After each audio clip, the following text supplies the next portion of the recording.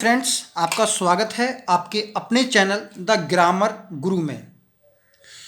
किसी भी क्वेरी के लिए फ़ोन नंबर पर मुझे फ़ोन कर सकते हैं। मैं कोशिश करूंगा आपके सवालों का जवाब देने की। आज हम इस वीडियो में पढ़ेंगे एडजेक्टिव क्लॉज के बारे में।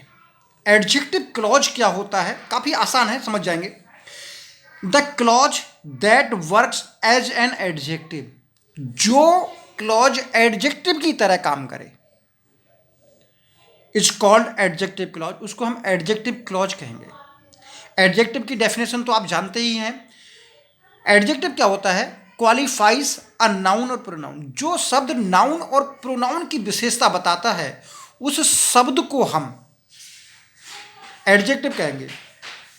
इस सेंटेंस को देखिए, अ ब्यूटीफुल वुमेन। ये जो ब्यूटीफुल शब्द है, इस वुमेन को क्वालिफाई कर रहा है, इस वुमेन की क्वालिटी बता रहा है। तो ये जो शब्द है, इसे हम एडजेक्टिव कहते हैं। अगर यही काम एक क्लॉज करता है, क्लॉज तो आप जानते ही हैं कि जिस सेंटेंस का पार्ट होता है, जिसका अपना खुद का सब्जेक्ट और प्रेडिकेट होता है। In parts of a sentence which has its own subject and predicate. Sentence का वह भाग जिसका खुद का सब्जेक्ट और प्रेडिकेट होता है, क्लॉज कहलाता है। तो यही काम अगर एक क्लॉज करता है, तो उसे हम एडजेक्टिव क्लॉज कहेंगे। बहुत गौर से देखिए, मैं इसी को हम रीराइट करके एक क्लॉज के द्वारा बनाते हैं। जैसे अब वुमेन, कौन सी वुमेन? जो कि सुंदर थी। Who was beautiful. इस क्लॉज के द्वारा हमने इस ब्यूटीफुल को इस क्लॉज के द्वारा हमने रीराइट किया है। Came here yesterday.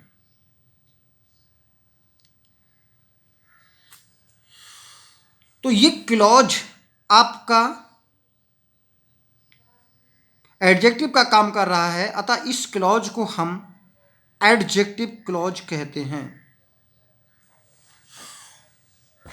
तो हम जानते हैं कि हम पढ़ रहे थे, पिछले वीडियो में पढ़ा था कि हमने सबऑर्डिनेट क्लॉज जो है 3 प्रकार के होते हैं। पिछले वीडियो में हमने नाउन क्लॉज के बारे में पढ़ा था। उसी सबऑर्डिनेट क्लॉज में आज हम एडजेक्टिव क्लॉज के बारे में पढ़ रहे हैं। तो एडजेक्टिव क्लॉज वो सेंटेंस का पार्ट होता है जो एडजेक्टिव का काम करता है। तो यहाँ पर इस वुमेन को हु वॉज ब्यूटीफुल, ये पूरा क्लॉज विशेषता बता रहा है। ऐसा हम इस क्लॉज को एडजेक्टिव क्लॉज कहेंगे। और इससे बनने वाले जो सेंटेंस को, ये पूरा जो सेंटेंस है ये वाला, ये सेंटेंस आपका कॉम्प्लेक्स सेंटेंस कहलाएगा बाय एडजेक्टिव क्लॉज। समझ गए होंगे। एक एग्जाम्पल द्वारा और ले लेते हैं। देखिए,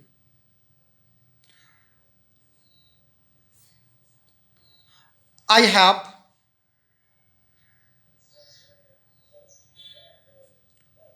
अ बॉक्स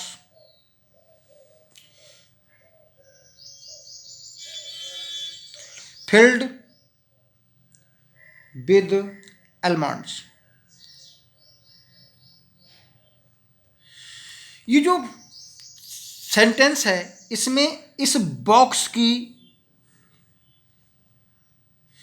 विशेषता है फिल्ड विद almonds, almonds से भरा हुआ। ये आपका एडजेक्टिव फ्रेज है, एडजेक्टिव फ्रेज है। यहां पर फ्रेज काम कर रहा है। अगर यही काम हम क्लॉज से करवाते हैं तो वह एडजेक्टिव क्लॉज कहलाएगा। रीराइट करके देखते हैं। देखिए, I have a box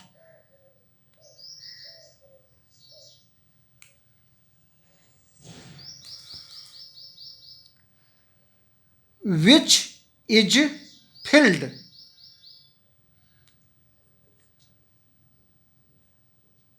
with almonds।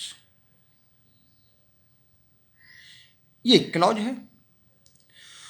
तो यहां पर क्लॉज एडजेक्टिव का काम कर रहा है, इसे हम एडजेक्टिव क्लॉज कहते हैं। ये क्लॉज किस काम आता है भाई? देखिए, हमने पढ़ा था कॉम्प्लेक्स सेंटेंस, और कॉम्प्लेक्स सेंटेंस में हमने पढ़ा था कि एक प्रिंसिपल क्लॉज होता है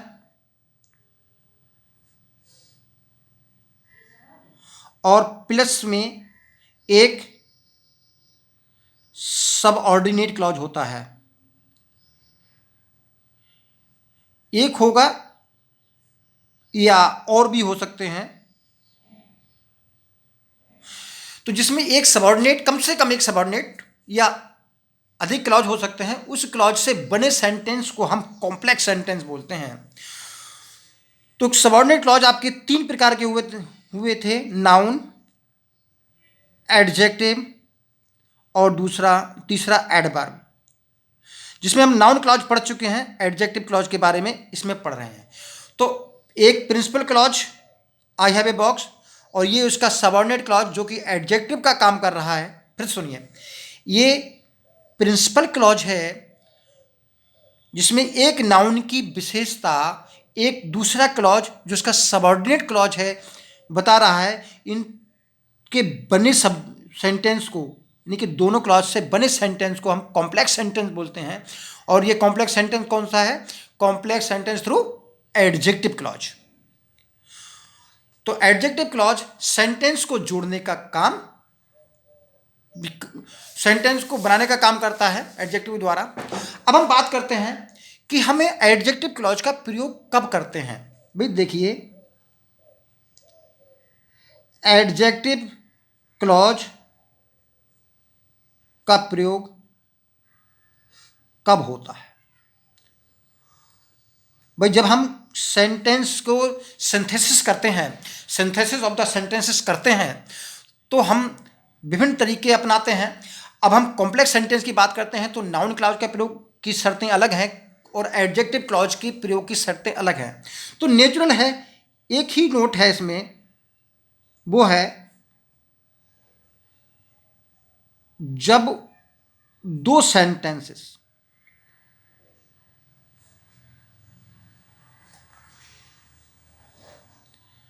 हों और उनमें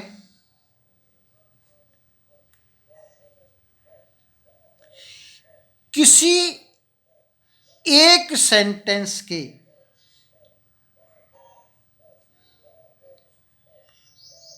नाउन या प्रोनाउन को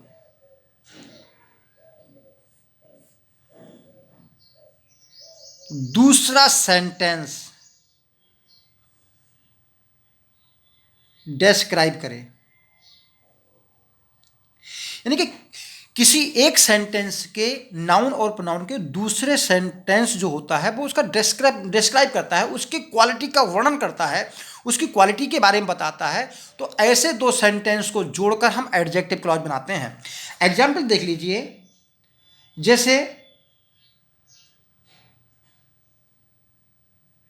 आई नो द बॉय, मैं उस लड़के को जानता हूं।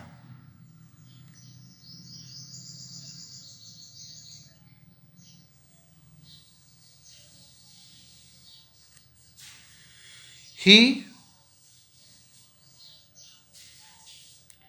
A good player.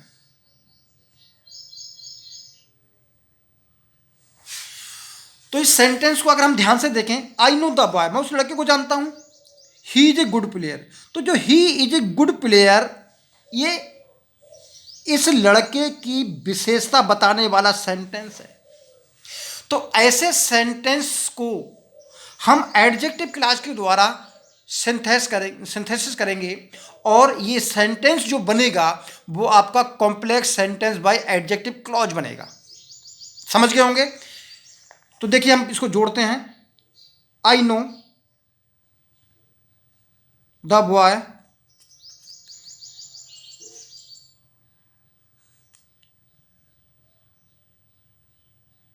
Who is a good player.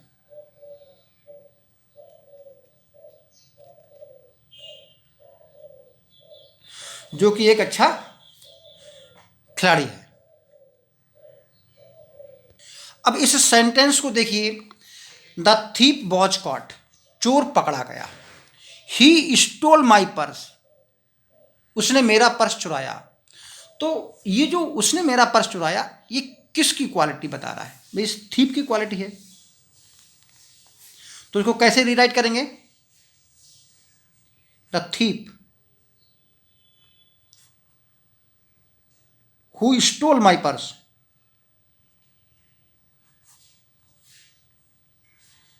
ये क्लॉज के द्वारा हमने इसको जोड़ दिया, वॉज कॉट। तो ये जो क्लॉज कहलाएगा, अब ये आपका एडजेक्टिव क्लॉज कहलाएगा। और इससे बना हुआ जो सेंटेंस है, ये आपका कॉम्प्लेक्स सेंटेंस कहलाएगा। तो एडजेक्टिव क्लॉज बनाए कैसे जाते हैं, इसको देखिए भाई।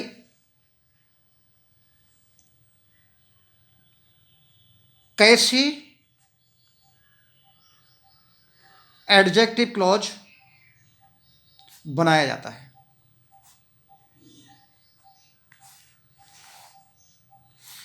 नंबर 1,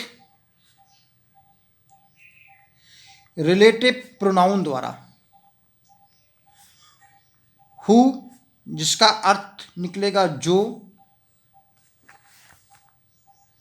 whom,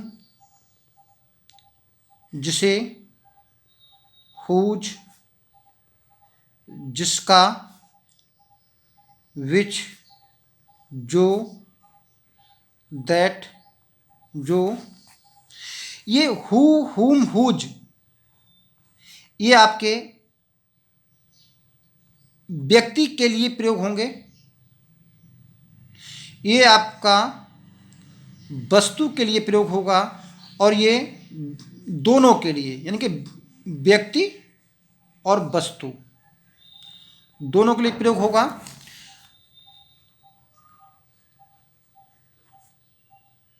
रिलेटिव एडवर्ब द्वारा, व्हेन, समय के लिए, जिसका अर्थ होगा जब। वेयर, स्थान के लिए, जिसका अर्थ होगा जहां। इनके द्वारा हम रिलेटिव प्रोनाउन और रिलेटिव एडवर्ब के द्वारा हम एडजेक्टिव क्लॉज बनाते हैं। तो कैसे बनाते हैं? कैसे बनाते हैं देखिए, इन्हें उस नाउन के तुरंत बाद रखकर बनाते हैं, जिनकी यह विशेषता बताते हैं।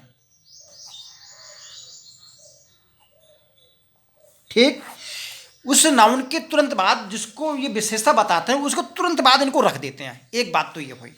दूसरी बात, यह नाउन या प्रोनाउन, ये नाउन या प्रोनाउन जिसके बाद इनको रखा जाता है, तो जो नाउन प्रोनाउन होता है, ये नाउन प्रोनाउन इनका एंटीसीडेंट कहलाता है। इसका अर्थ होता है पूर्ववर्ती कहलाता है। एग्जाम्पल देखिए कैसे।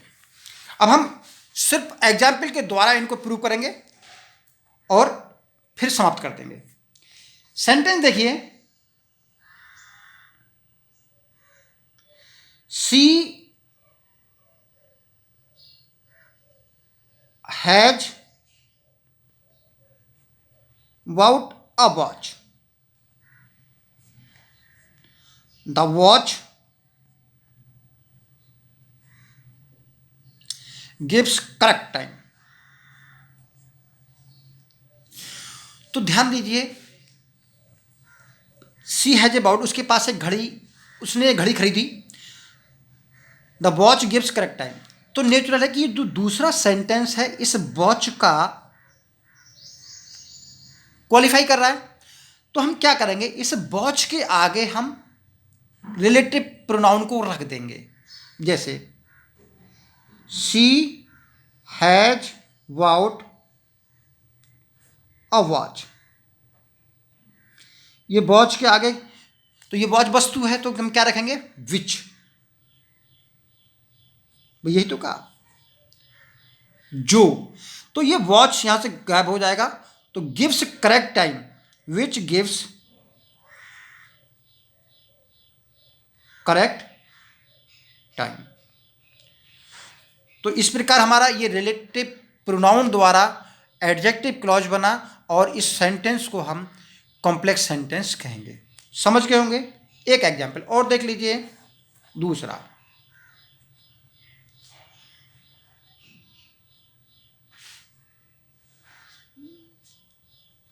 सी, this is the house, this is the house. I was born here, मैं यहां पैदा हुआ। तो देखिए ये दूसरा सेंटेंस है, I was burn hair. Hair का मतलब होता है स्थान, यहां स्थान को दर्शा रहा है। तो नेचुरल है कि इस हाउस, अब यहां पर हाउस वस्तु नहीं है, ये स्थान हो गया है। तो स्थान के लिए हम रिलेटिव एडवर्ब वेयर का प्रयोग करेंगे, क्योंकि ये हाउस को क्वालिफाई कर रहा है, तो इस स्थान को क्वालिफाई कर रहा है। जैसे दिस इज द हाउस, अगर ये इस हाउस का गुण होता तो हम विच रखते, क्योंकि स्थान वो वस्तु बन जाता, लेकिन ये स्थान के बारे में बता रहा है तो बताएंगे वेयर, जहां पर आई वॉज वर्न, जहां पर मैं पैदा हुआ। तो ये आपका रिलेटिव एडवर्ब द्वारा एडजेक्टिव क्लॉज हुआ। और सेंटेंसेस देखते हैं। इस सेंटेंस को देखिए, इसमें क्या है, शी इज द गर्ल, हम हर फादर हेल्प मी, तो इस गर्ल के बारे में बात हो रही है। तो ये पूरा सेंटेंस ये बता रहा है कि जिसके पिता ने, हर फादर उसके पिता ने। तो हम क्या करेंगे, गर्ल के आगे हु भी लग सकता है, गर्ल के आगे हुज भी लग सकता है, गर्ल के आगे हुम भी लग सकता है। तो ये डिपेंड करता है कि किस रूप में ये क्वालिफाई कर रहा है। तो शी इज द गर्ल, यहां बता रहा है हर फादर, इसका मतलब हुज फादर, पजेसिव केस है, तो रिलेटिव प्रोनाउन का पजेसिव केस हुज लगेगा, हुज फादर।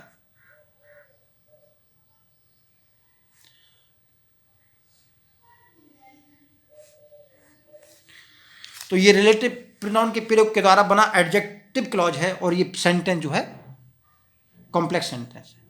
उम्मीद कर रहे हैं आपको एडजेक्टिव क्लॉज अच्छी तरह समझ में आ गया होगा, सेंटेंस को कैसे बनाते हैं ये भी समझ में आ गया होगा। अगर आपको मेरा ये वीडियो पसंद आता है प्लीज़ इसे लाइक करें और सब्सक्राइब जरूर कर लें, ताकि आने वाले समस्त वीडियो आपको आसानी से मिल सकें। Thank you, all the best and best of luck.